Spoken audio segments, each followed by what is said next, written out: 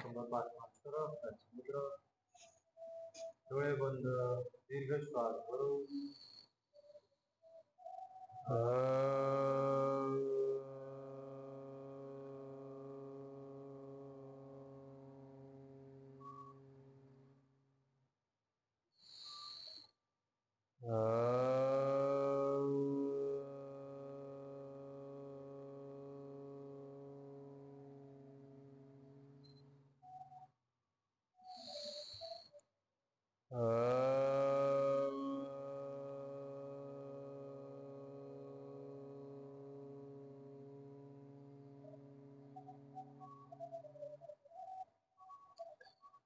ॐ कृष्णाय वासुदेवाय हरये परमात्मने प्रणतः क्लेशनाशाय गोविंदाय नमो नमः।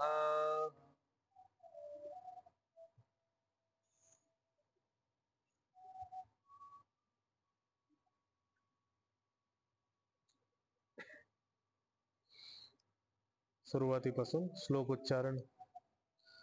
ओम श्री परमात्मने नमः।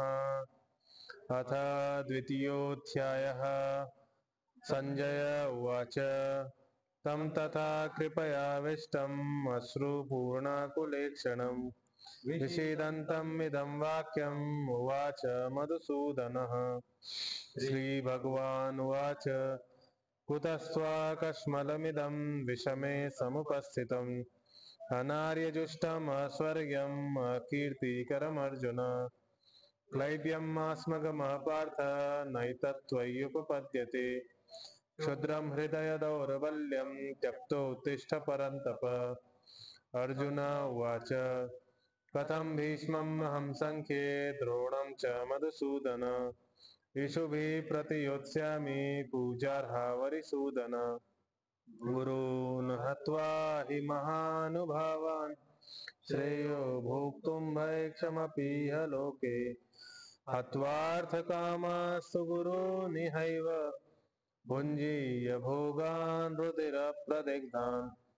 न चैतद्विद्मः कतरन्नो गरीयो यद्वा जयेम यदि वा नो जयेयुः। यानेव हत्वा न जिजीविषामस्तेव स्थिताः प्रमुखे धार्तराष्ट्राः। कार्पण्यदोषोपहतः स्वभावः पृच्छामि त्वां धर्मसम्मूढचेताः। यच्छ्रेयः स्यान्निश्चितं ब्रूहि तन्मे शिष्यस्तेऽहं शाधि मां त्वां प्रपन्नम्। न हि प्रपश्यामि ममापनुद्यात् यच्छोकमुच्छोषणमिन्द्रियाणाम्। अवाप्य भूमा वसपात्मवृद्धम् राज्यं सुराणामपि चाधिपत्यम्। संजय उवाच एवमुक्त्वा ऋषिकेशं गुडाकेशः परन्तप न योत्स्य इति गोविन्दम् उक्त्वा तूष्णीं बभूवः। तमुवाच ऋषिकेशः प्रहसन्निव भारत सेनयोरुभयोर्मध्ये विषीदन्तम् इदं वचः। श्रीभगवानुवाच अशोच्यानन्वशोच्यस्त्वं प्रज्ञावादांश्च भाषसे। गतासु न गतासूश्च नानुशोचन्ति पंडिताः। न त्वेवाहं जातु नासं न त्वं नेमे जनाधिपाः। न चैव न भविष्यामः सर्वे वयमतः परम्। देहिनोऽस्मिन् यथा देहे कौमारं यौवनं जरा तथा देहान्तरप्राप्ते धीरस्तत्र न मुह्यते। मात्रा स्पर्शास्तु कौन्तेय शीतोष्ण सुखदुःखदाः आगमापायिनो नित्यास्तांसि तिक्षस्व भारत। यं व्यथयन्त्येते पुरुषं पुरुषर्षभ समदुःख सुखं धीरं सोमृतत्वाय कल्पते। नासतो विद्यते भावो न भावो विद्यते सतः उभयोरपि दृष्टोऽन्तः स्वनयोस्तत्त्वदर्शिभिः। अविनाशी तु तद्विद्धि येन सर्वम् इदं ततम्। विनाशम् अव्ययस्यास्य न कश्चित् कर्तुमर्हति। अन्तवन्त इमे देहा नित्यस्योक्तः शरीरिणः अनाशिनो प्रमेयस्य तस्माद्युध्यस्व भारत य एनं वेत्ति हन्तारं यश्चैनं मन्यते हतम् उभौ तौ न विजानीतो नायं हन्ति न हन्यते न जायते म्रियते वा कदाचिन् नायं भूत्वा भवितावान भूयः अजो नित्यः शाश्वतोऽयं पुराणो न हन्यते हन्यमाने शरीरे वेदा विनाशिनं नित्यं य एनम् अजमव्ययम् कथं स पुरुषः पार्थ कं घातयति हन्तिकम् वासांसि जीर्णानि यथा विहाय नवानि गृह्णाति नरोपराणि तथा शरीराणि विहाय जीर्णा अन्यानि संयाति नवानि देहि नैनं छिन्दन्ति शस्त्राणि नैनं दहति पावकः न चैनं क्लेदयन्त्यापो न शोषयति मारुतः अक्लेद्यो शोष्यैव च नित्यः सर्वगतस्थाणुरचलोऽयं सनातनः अव्यक्तोऽयमचिन्त्योऽयम् अविकार्योऽयमुच्यते तस्मादेवं विदित्वैनं नानुशोचितुमर्हसि अथ चैनं नित्यजातं नित्यं वा मन्यसे मृतम् तथापि त्वं महाबाहो नैवं शोचितुमर्हसि जातस्य हि ध्रुवो मृत्युर्ध्रुवं जन्म मृतस्य च तस्मादपरिहार्यर्थे न त्वं शोचितुमर्हसि अव्यक्तादीनि भूतानि व्यक्तमध्यानि भारत अव्यक्तनिधनान्येव तत्र का परिदेवना आश्चर्यवत् पश्यति कश्चिदेनम् आश्चर्यवद् वदति तथैव चान्यः आश्चर्यवच्चैनमन्यः शृणोति श्रुत्वाप्येनं वेद न चैव कश्चित्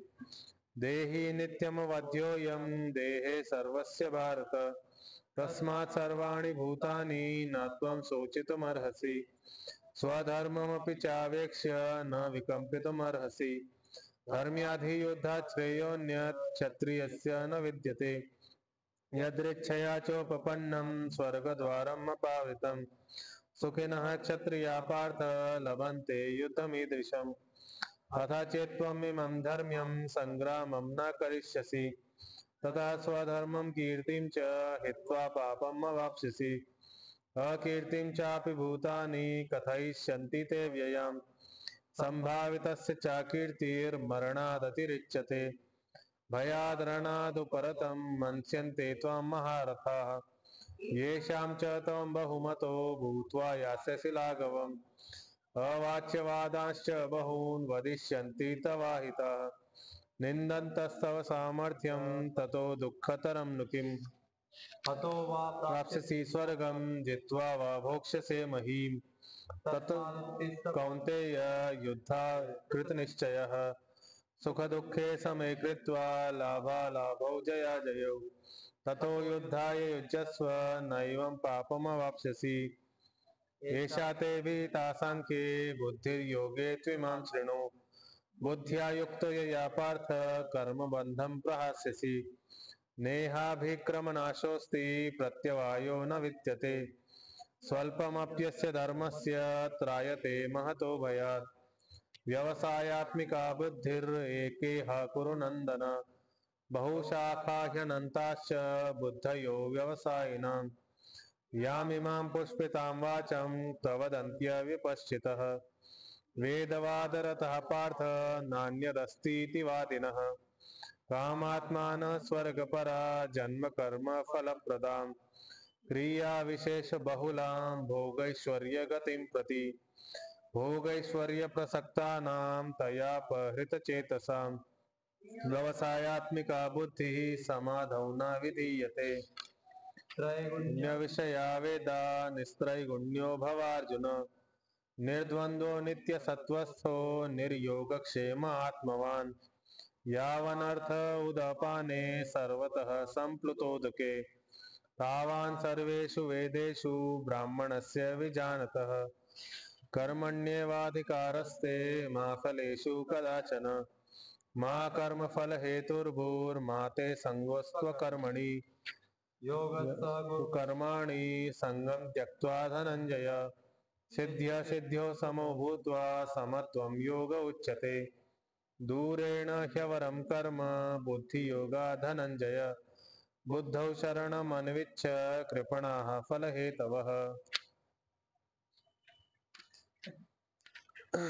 50वा श्लोक बुद्धियुक्तो जहातीह उभे सुकृत दुष्कृते तस्माद् योगाय युज्यस्व योगः कर्मसु कौशलम योगची दुसरी परिभाषा योगसाठी दुसरा श्लोक आहे तर बुद्धियुक्त जो सांख्य बुद्धी म्हणलेली आहे सांख्य योग म्हणलेला आहे तो म्हणजे बुद्धियुक्त बुद्धीनी युक्त झालेला मनुष्य असं बुद्धियुक्त बुद्धियुक्त हा शब्द होता तर विसर्गला ओकार झाला ज पुढं असताना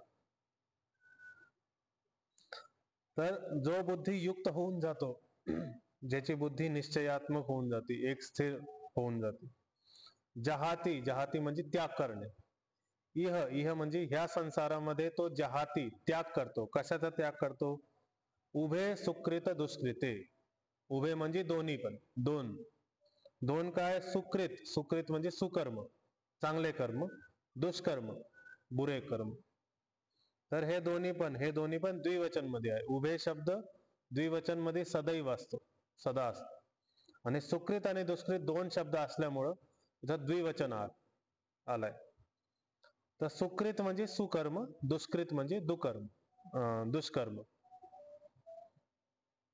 तस्मात तर जो बुद्धियुक्त आहे तो ह्या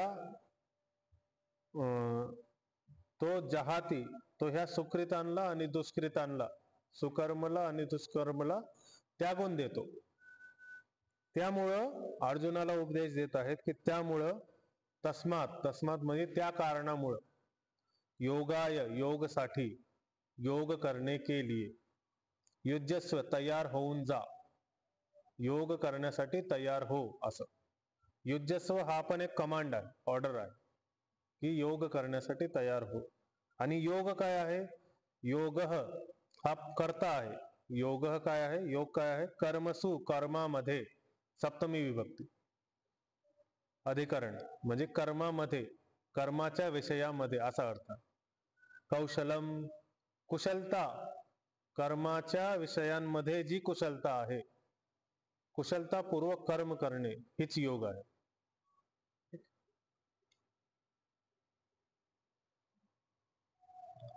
तर शब्द एकदम स्फटिक आहेत फक्त इथं एक संधी आहे जहाती आणि इह जहाती मध्ये त ला छोटी इकार आणि ई चा छोटी इकार इह चा छोटी इकार हे दोन्ही मिळून मोठी इकार झाला जहातीह मोठा उच्चारण करा सुकृत दुष्कृत दोन्ही शब्द जोडलेत तस्माद योगाय हे पण दोन्ही शब्द जोडले तस्माद योगाय दोन्ही शब्द जोडले ठीक तर पहिला पाद आहे बुद्धियुक्तो जहातीह इथपर्यंत उभे सुकृत दुष्कृते दुसरा पाद तस्माद योगाय युज्यस्व तिसरा पाद योग कर्मसु कौशलम चौथा पाद ठीक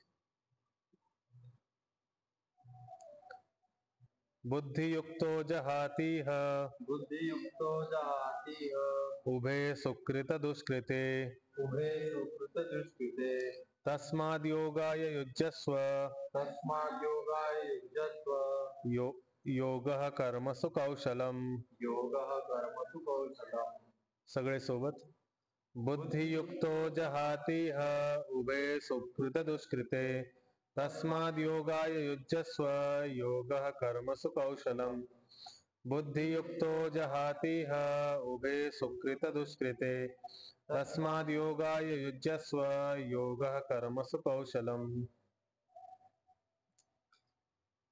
पुढचा श्लोक आज आपण 4 श्लोक घेणार आहोत 4 श्लोक घेतल्यानंतर आजचा टॉपिक संपून मग उद्या एक नवीन टॉपिक चालू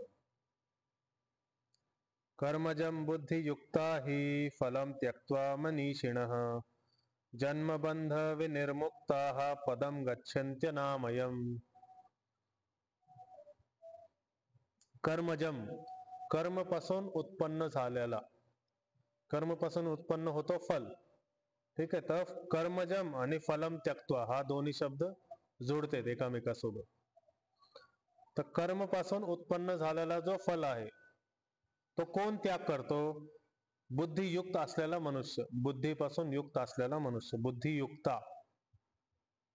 ही फलम त्यक्त्वा, आता इथं बहुवचन आहे, तर मनीषिणः इथं पण बहुवचन आहे, आणि जन्मबंध विनिर्मुक्ताः इथं पण बहुवचन आहे.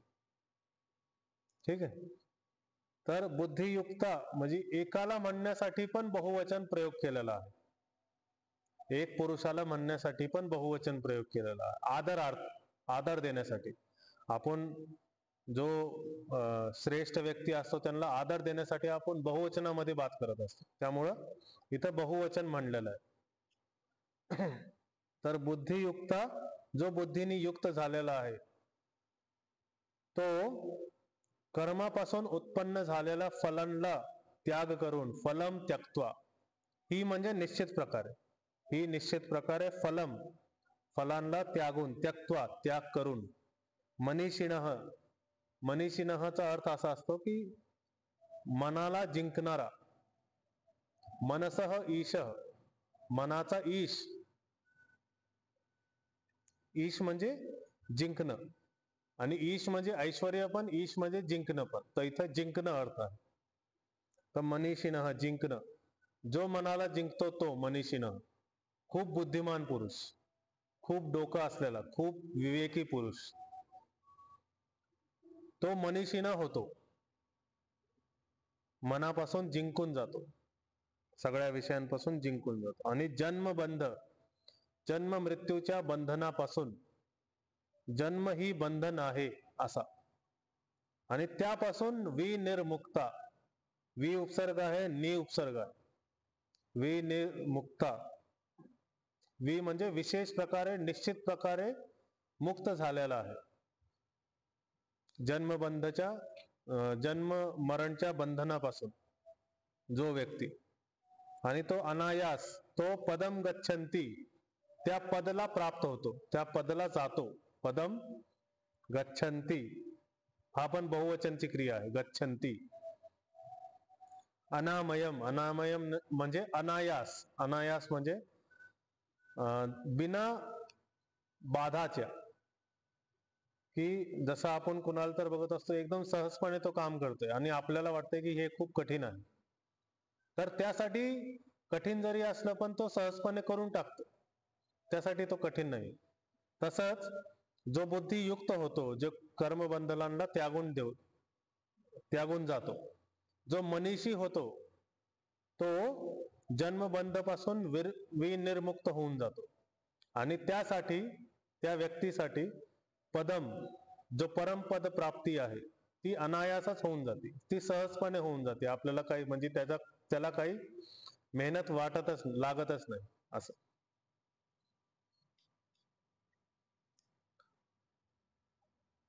तर इथं संधी आहे गच्छन्ति आणि अनामयम, तर इकार आणि अकार मिळून य बनला, इकार आणि अकार मिळून य बनला, गच्छन्त्य नामयम असं, गच्छन्त्य नामयम असं.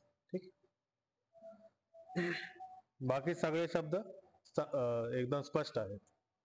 तर पहिला पाद आहे कर्मजम बुद्धियुक्ता ही, पहिला पाद. दुसरा पाद आहे फलम त्यक्त्वा मनीषिणः. तिसरा पाद आहे जन्मबंध विनिर्मुक्ताः. चौथा पाद आहे पदम गच्छन्त्य नामयम, गच्छन्त्य नामयम. चला उच्चारण घेऊयात. कर्मजम बुद्धियुक्ता ही, कर्मजम बुद्धियुक्ता हि, फलम त्यक्त्वा मनीषिणः, फलम त्यक्त्वा मनीषिणः, जन्मबंध विनिर्मुक्ता, जन्मबंध विनिर्मुक्ता, पदम गच्छन्त्य नामयम. पदम गच्छन्त्य नामयम. सगळे सोबत.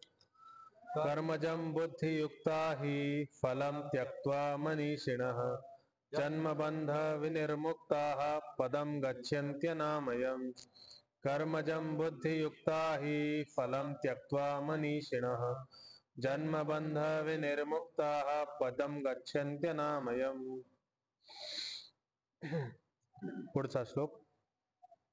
यदा ते मोह कलिलम इथं श्लोक भंग झालाय. यदा ते मोह कलिलम बुद्धिर्व्यतितरिष्यति तदा गंतासे निर्वेदम श्रोतव्यस्य श्रुतस्य च. तर पहिल्या पाद मध्ये श्लोक भंग झालाय. यदा ते मोह कलिलम, इथं सगळे लघु अक्षर आहेत, ह्रस्व अक्षर आहेत, त्यामुळे श्लोक भंग झाले. एक आपल्याला दीर्घ अक्षर पाहिजे होता.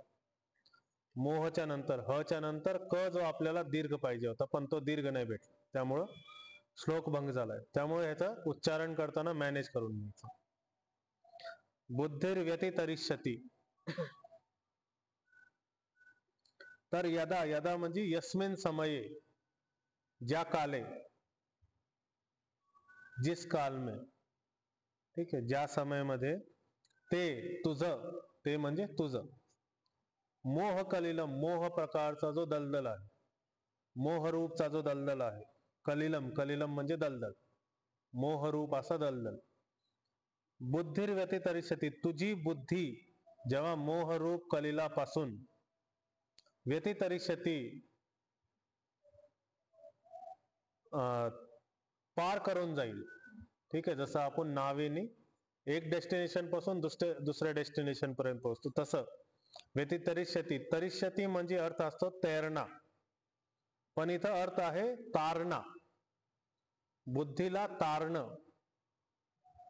तर मोहाला बुद्धीपासून जेव्हा तारून जाईल तू, तदा, तस्मिन समय, त्या समय, त्या काळी, गंतासी जाणार, गंतासी जाणार, भविष्यात कालची क्रिया आहे, गंतासी जाणार. काय होणार? निर्वेदम, निर्वेद होणार, तेव्हा तुला वैराग्य भेटणार. निर्वेद म्हणजे वैराग्य. सगळ्या ज्ञानांपासून तू वैराग्याला प्राप्त होशील. ज्ञानांपासून म्हणजे श्रोतव्यस्य श्रुतस्य च, जे तुला ऐकणे योग्य आहे आणि जे तू ऐकलेलं आहे. श्रु धातू असती ऐकण्यासाठी, तर श्रोतव्यस्य श्रु धातू पासून बनलाय.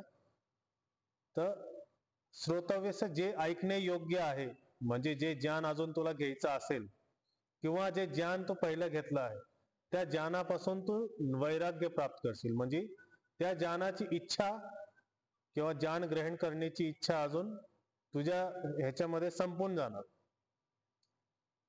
तुला शेष नाहीये तो ज्ञान ग्रहण करणं. तर इथं फक्त एकच संधी आहे, बुद्धीर. संधी पण नाहीये, ते फक्त शब्द जुळतायत. बुद्धी विसर्ग होता, तिथं र झाला आणि र व्यच्या वरती चढलाय. बुद्धीर व्यतितरिष्यति, रच्या वरती, व्यच्या वरती र चढलाय, बुद्धीर व्यतितरिष्यति. तर पहिला पाद आहे यदा ते मोह कलिलम, बुद्धिर व्यतितरिष्यति दुसरा पाद, तदा गंतासे निर्वेदम तिसरा पाद, आणि श्रोतव्यस्य श्रुतस्य च चौथा पाद. ठीक आहे, उच्चारण घेऊयात. यदा ते मोह कलिलम, यदा ते मोह कलिलम, बुद्धिर्व्यतितरिष्यति, बुद्धिर्व्यतितरिष्यति, तदा गंतासे निर्वेदम, तदा गंतासि निर्वेदम, श्रोतव्यस्य श्रुतस्य च. श्रोतव्यस्य श्रुतस्य च. सगळे सोबत.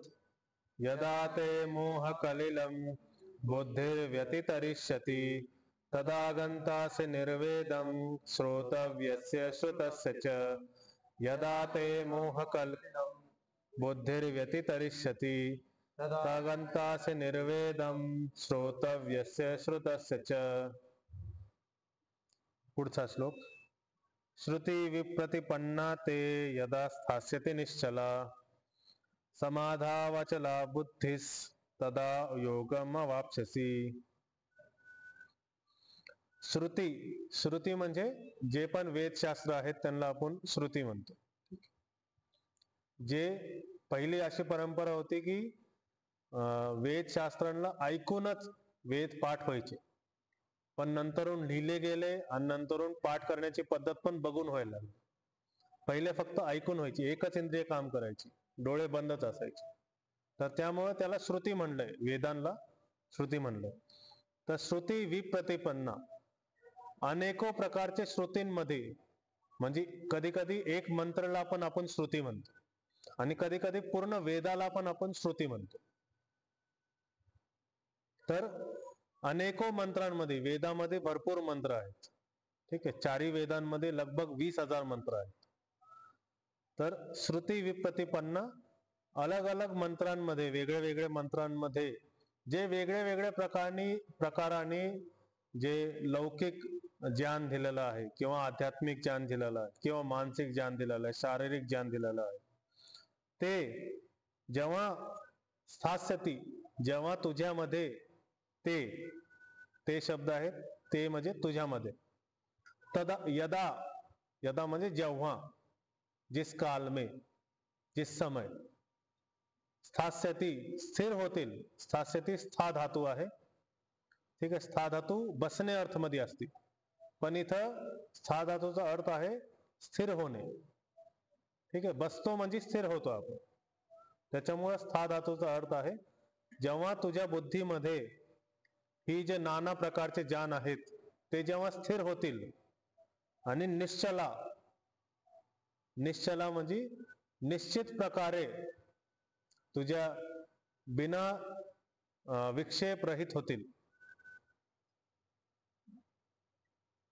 म्हणजे बिना काय म्हणतो,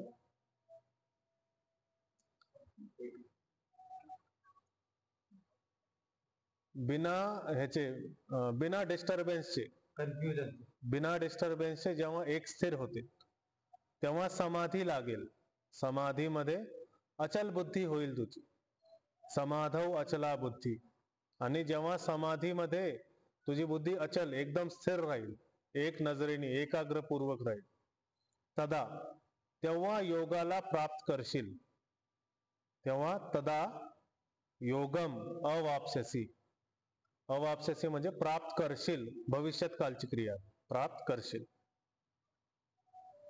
तर इथं एक संधी आहे समाधौ. समाधौ मध्ये औकार आहे आणि शब्द आहे पुढं अचला. ठीक आहे, विकल्प रहित बुद्धी, अचला. तर औकार आणि अकार मध्ये संधी झाली आव. ठीक आहे, समाधाव असं, समाधावचला. ठीक आहे, समाधावचला बुद्धी, विसर्ग होता स झाला, त पुढे असताना स झाला. आणि योगम अवाप्स्यती शब्द जोडलाय. योगम, म हलंत होता, अर्धा होता, अवाप्स्यसी जोडला तर योगम अवाप्स्यसी. ठीक आहे, बाकी सगळे शब्द स्पष्ट आहे. पहिला पाद आहे श्रुती विप्रतिपन्नाते. श्रुती विप्रतिपन्नाते. दुसरा पाद आहे यदा स्थास्यति निश्चला. तिसरा पाद आहे समाधा वचला बुद्धिस. समाधा वचला बुद्धिस. चौथा पाद आहे तदा योगम अवाप्स्यसी. ठीक आहे, चला उच्चारण घेऊयात. श्रुती विप्रतिपन्नाते, श्रुती विप्रतिपन्नाते, यदा स्थास्यति निश्चला, यदा स्थास्यति निश्चला, समाधा वचला बुद्धिस, समाधावचला बुद्धिः, तदा योगम अवाप्स्यसी. तदा योगमवाप्स्यसि. सगळे सोबत. श्रुती विप्रतिपन्नाते, यदा स्थास्यति निश्चला, समाधावचला बुद्धिस, तदा योगम अवाप्स्यसि. श्रुती विप्रतिपन्नाते, यदा स्थास्यति निश्चला, समाधावचला बुद्धिस, तदा योगम अवाप्स्यसि. तर आजचे श्लोक आपले 53 श्लोक आणि मागच्या अध्यायाचे 47, असे टोटल आपले 100 श्लोक आज कंप्लीट झालेत. तर 700 मधला एक शतक कंप्लीट झालं आपलं. असं म्हणलं जातं की 7चं महत्व आहे. 7चा खूप मोठा महत्व आहे. 7 जन्म, 7 चक्र, 7 वर्ष हे खूप महत्वाचे असतात. म्हणजे 7 वर्षामध्ये आपल्या शरीराचं एक एक कोशिका पूर्णपणे बदलून जाते. हाडांपासून मेंदूपर्यंतची सगळे कोशिका, बोन सेल्स आणि न्यूरॉन्स, नर्व सेल्स 7 वर्षामध्ये पूर्णपणे बदलून जातात. ठीक आहे, त्याच्यानंतर 7 जन्म आणि 7 चक्र असे आपल्याला माहितच आहे. तर 7चा महत्व आहे. 7 मधला एक पहाडा आपला पूर्ण झालाय. आज 100 श्लोक आपण भगवद्गीताचे पूर्ण केले. ठीक आहे. तर याच्यामध्ये आधी काय सांगितलं, 2 प्रकारच्या बुद्धी सांगितल्या. दोन्ही प्रकारच्या बुद्धी काय असतात ते सांगितलं. मग दोन्ही प्रकारच्या बुद्धीमध्ये लिप्त होऊन पण आपल्याला समाधी नाही भेटणार हे सांगितलं. मग फक्त बुद्धीला धरून जर आपण योग मध्ये स्थित राहिलो आणि बाकी सगळ्याला त्यागलं तर आपण मग तिथं काम जे आहे, आपले कर्म जे आहे ते निष्काम पद्धतीने होतात. आता निष्काम कर्म केल्याने काय होतं आणि निष्काम कर्म केल्यानंतर काय होतं, केल्याने त्यावेळेस काय होणार, त्याच्यानंतर काय होणार आणि त्याच्यानंतर काय होणार, हे 40 श्लोक मध्ये ते सांगितलं. ठीक आहे. तर बुद्धियुक्तो जहाती, त्या बुद्धीमध्ये जो युक्त आहे. कोणत्या बुद्धीमध्ये? जे बाकी सगळं त्यागून त्या बुद्धीमध्ये, फक्त बुद्धीमध्ये जो युक्त आहे आत्मा, जी चेतना फक्त बुद्धीमध्ये युक्त आहे ती काय. आता जे कर्म करणार आहे, आतापर्यंत आपल्यासाठी काय होतं की आपण विचार करतोय की हे चांगलं आहे, हे वाईट आहे. बरोबर, हे चांगलं आहे, हे वाईट आहे, हे चांगलं कर्म आहे, हे वाईट कर्म आहे. तर आपण काय केलं पाहिजे? आपण चांगलं कर्म केलं पाहिजे असं आपण विवेक बुद्धीने करतो. पण इथं काय सांगितलं की ते चांगलं पण नाही राहणार आणि वाईट पण नाही राहणार. उभे सुकृत दुष्कृत, म्हणजे दोन्ही प्रकारचे कर्म इथं त्यागून द्यायचे. मग तिथं चांगलं काय आणि वाईट काय? म्हणजे एक ट्रॅफिक पोलीसवाला जर गाडी चालवणाऱ्याने सिग्नल तोडला आणि त्यांनी त्याला पकडलं, त्याचं रीतसर तिथं पावती फाडली आणि रीतसर ती पावती जमा केली पोलीस आयुक्ताला, रीतसर ती पावती त्यांना जमा झाली, तर तिथं यांनी चांगलं पण काम नाही केलेलं आणि वाईट पण काम नाही केलेलं. त्यांनी चांगलं काम केलं असं म्हणता येईल का? नाही. ते त्याचं धर्म होता, ते त्याचं कर्तव्य होतं. तर सुकृत दुष्कृत हे दोन्ही पण तिथं कर्म त्यागलं. असंच तस्माद योगाय युज्यस्व, त्यामुळं तू योग मध्ये स्थित हो. काय होणार? योग मध्ये स्थित झाला तर तू हे दोन्ही प्रकारचे कर्म त्यागणार. की तुला असं नाही वाटणार की मी चांगलं केलं का मी वाईट केलं, मी माझं कर्म केलं. मग तू युद्ध कर. तुझं काय आहे इथं? फक्त युद्ध करणं कर्म आहे. मग त्यानंतर ते युद्ध केल्याने, मारल्याने पाप होणार का पुण्य होणार हे काही भागत नाही. इथं काही मोजलं जाणार नाही, हे एकदम क्लिअर सांगितलं. काल काय सांगितलं की जय पराजय नाही, सिद्धी असिद्धी नाही. म्हणजे तुला काय प्राप्त होणार आणि काय नाही होणार याचा विचार सोडून दे. इथं काय सांगितलं की तू पाप करणारे का पुण्य करणारे हे पण सोडून दे. म्हणजे सगळे द्वंद्व ते आहेत ते आपल्याला सोडायचे. कशा प्रकारे सोडायचे?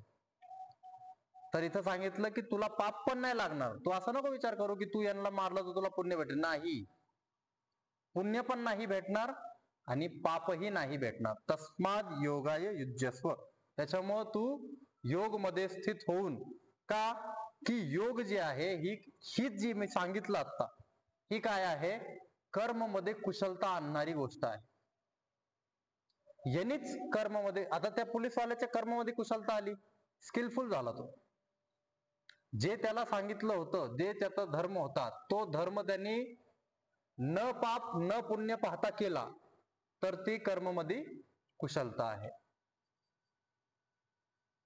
उदाहरणासाठी समजण्यासाठी, कर्म मध्ये कुशलता कशी असते? जर आपण लिप्त असलो, जर आपण अहंकार मध्ये लिप्त आहोत, तर एक समजा एखादा डॉक्टर आहे, तुम्ही एमबीबीएस मुन्ना भाई एमबीबीएस पिक्चर पाहिला, त्या पिक्चर मध्ये तो जो डॉक्टर डीन असतो तो विचारतो त्या सगळ्यांना की तुम्ही पेशंटला कसं ट्रीट करणार? तर एक मुलगी उठून म्हणते की मी पेशंटला माझा मित्र म्हणून ट्रीट करणार, माझा सखा म्हणून ट्रीट करणार. त्यावेळेस तो काय करतो? लगेच फटकारतो तिला. तो म्हणतो की तू जर मित्र आणि सखा समजून केलं तर तू कसं ट्रीट करशील? मी जर माझ्या मुलीचं ऑपरेशन करतोय तर माझे हात शिवर करणार. तर एक सर्जरी करणारा सर्जन तो स्वतःच्या नातेवाईकाच्या विषयी जेव्हा विचार करणार, स्वतःची मुलगी समजा, तर तिथं भय कशा कशाचा उत्पन्न झाला की हिला काही त्रास झाला तर लाभ आणि हानीचा विषय आला तिथं. दुसरा पेशंट असला तर लाभ हानीचा विषय येईल का? नाही. नीट चिरणार, जे आहे ते करणार, वाचला तर वाचला, गेला तर गेला. पाप पुण्य आहे का त्याच्यामध्ये? नाही. पण जेव्हा स्वतःची मुलगी असणार, स्वतःचा मुलगा असणार, त्यावेळेस विचलित होणार. तर कुशलतापूर्वक कर्म काय आहे? फक्त बुद्धीसोबत जुडणं, फक्त निहित कर्म, निहित धर्म जे आहे तेवढं करणं. त्याच्यामध्ये पाप पुण्य न मोजणं. पाप पुण्य मोजलंच जाणार नाहीये, म्हणजे केल्यानंतर मोजलं जाणार नाही असं सांगतात श्रीकृष्ण, की तू असा विचार करू नको की मोजलं जाईल हे. ठीक आहे. तर ह्या श्लोक मध्ये असं सांगितलं की योग हे तुमच्या कर्म मध्ये कुशलता आणतं. तुम्हाला असं वाटत नाही की मी चुकीचं केलंय किंवा मी बरोबर केलं. रिग्रेटचा विषय नाही, एन्झायटीचा विषय नाही तिथं. ठीक आहे. रिग्रेट पण होणार नाही आणि एन्झायटी पण होणार नाही.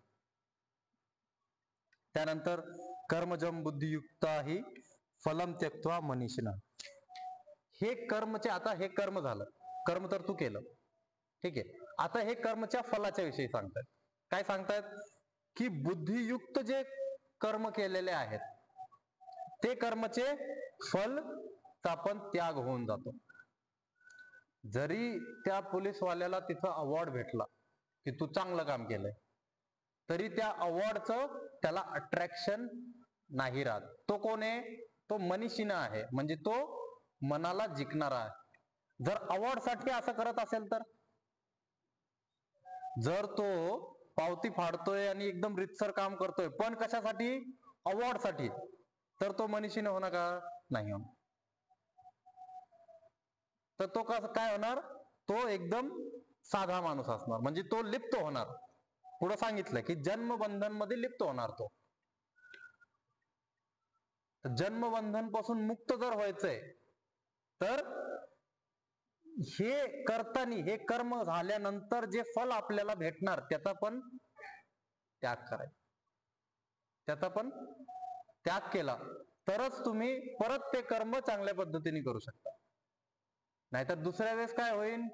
परत तो काहीतरी वेगळं करायचा प्रयत्न करेल, परत त्या मेडलसाठी, परत त्या पुरस्कारासाठी काहीतरी एक्स्ट्रा करायचा प्रयत्न करेल, आणि तिथं तो त्याचा जो निहित कर्म आहे त्याला सोडून दुसरं काहीतरी करेल. आणि त्याला जर नाही भेटलं मेडल, मी तर एवढं केलं होतं आणि नाही भेटलं, मग तो काय करणार? जाऊ दे, मी कशाला करू, इकडून 50 रुपये भेटतात ना, 100 रुपये भेटतात ना, हेच घेतो मी.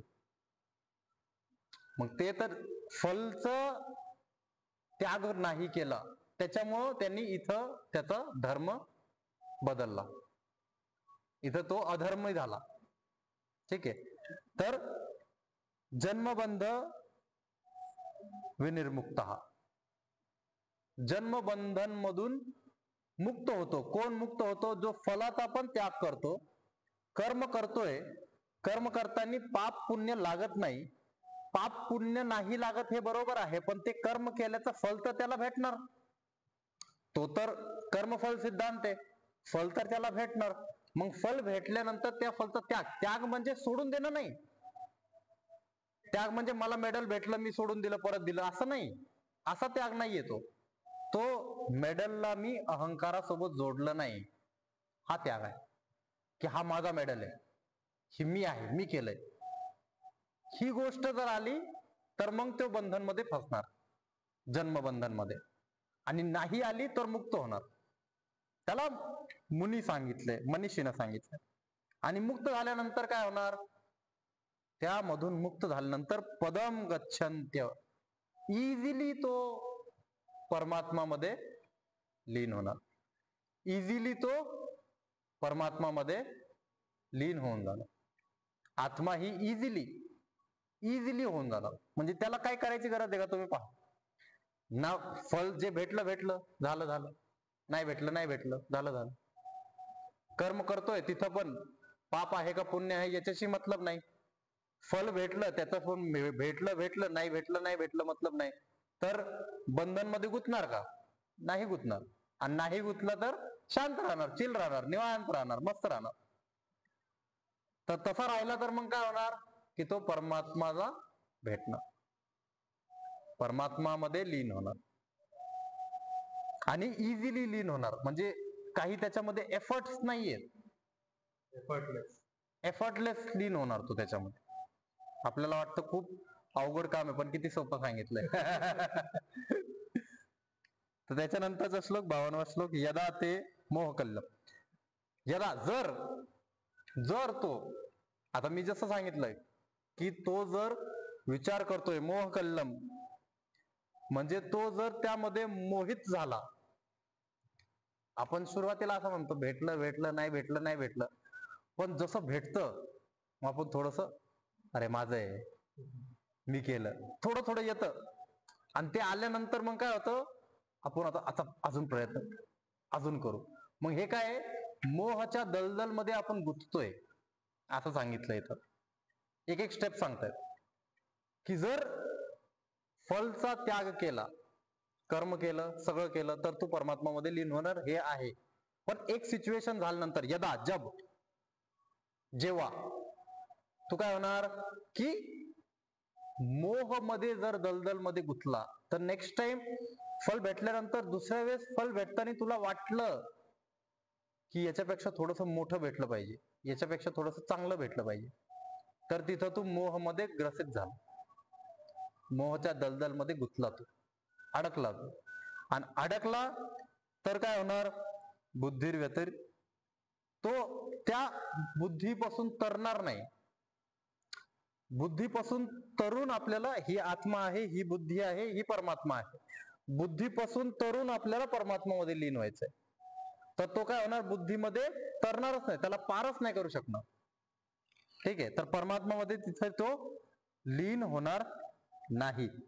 याच्यामध्ये निषेध नाहीये, पण असं सांगते जर केलं तर, मी सांगतोय तुम्हाला, तदा गंतासी निर्वेदम.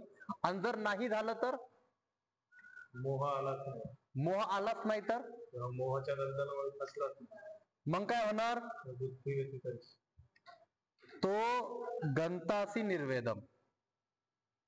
जे जे आतापर्यंत ऐकलंय आणि जे पुढे ऐकणार आहे, तो सगळा जो ज्ञान आहे, तो सगळा जो नॉलेज आहे, त्या सगळ्या नॉलेजचं तिथं काहीही त्याला गरज नाहीये. का गरज नाहीये, काऊन की तो आता परमात्मामध्ये लीन झाला. गंतासी, तो परमात्मामध्ये लीन झाल्यामुळं तो आता जे ऐकायचंय किंवा जे कोणी त्याला असं सांगणार की हे चुकीचं आहे, हे बरोबर आहे, हे ते आतापर्यंत जे ऐकलंय, किती द्वंद्व असतात लोकांच्या सांगण्यामध्ये, त्या सगळ्या गोष्टींचं काही महत्व राहणार तिथं नाही. जर तू मोहमध्ये गुंतला नाही तर, कोणत्याही गोष्टीचा तुला फरक पडणार नाही. काऊन की तू मग आत्मामध्ये स्थित होशील, परमात्मामध्ये स्थित होशील.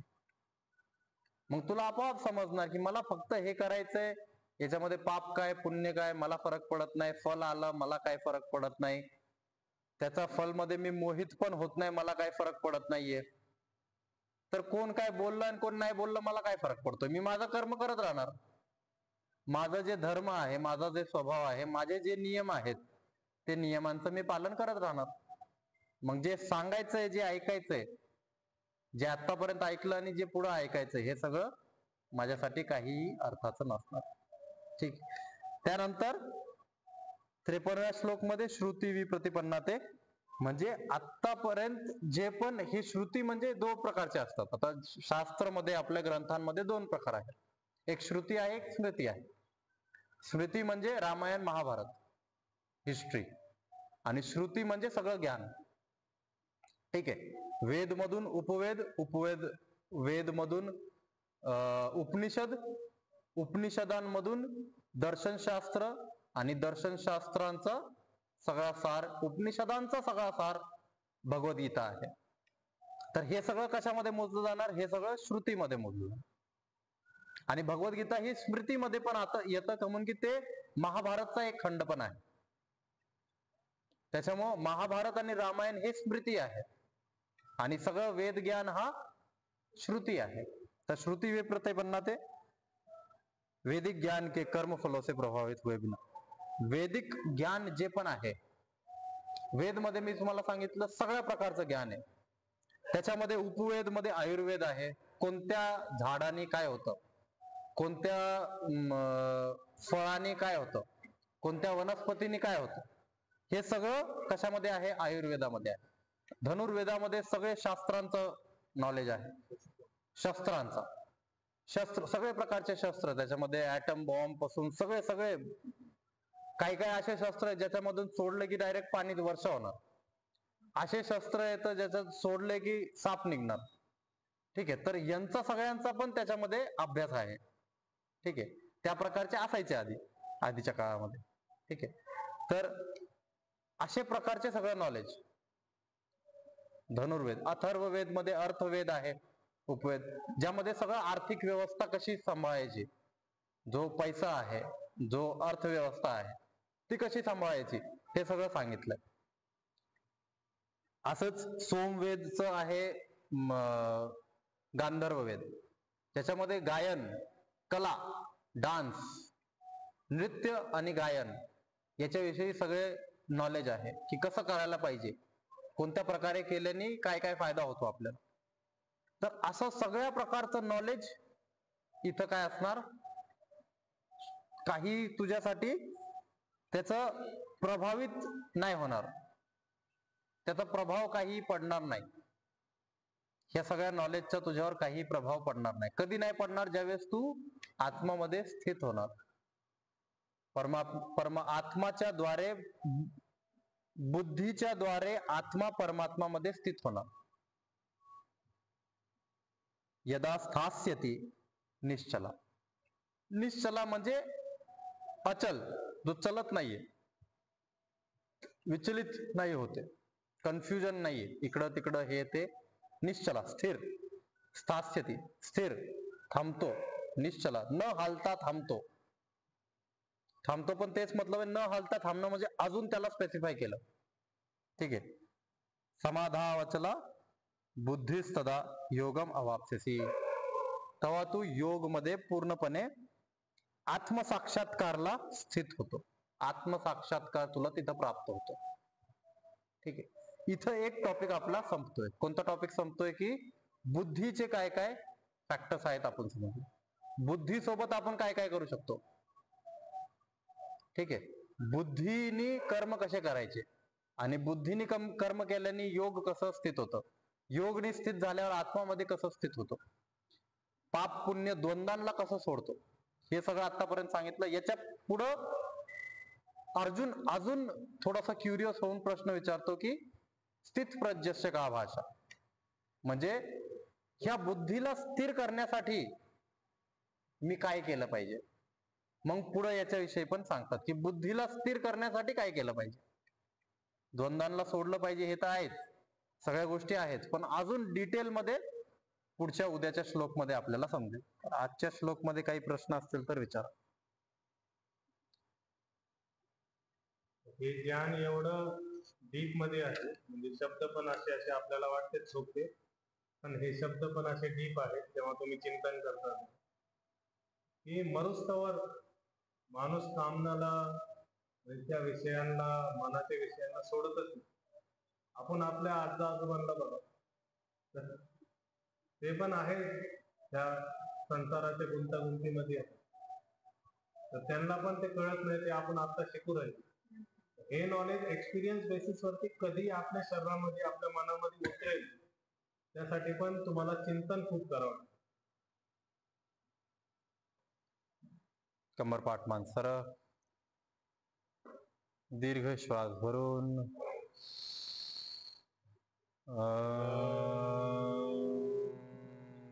देह शांतिरंतरिक्षगम शांति, पृथ्वी शांतिरापः शांतिरौषधयः शांति, वनस्पतयः शांतिर्विश्वे देवा शांति, ब्रह्म शांति, सर्वं शांति. शांतिरेव शांति सामा शांतिरेधि. ओम शांति शांति शांति.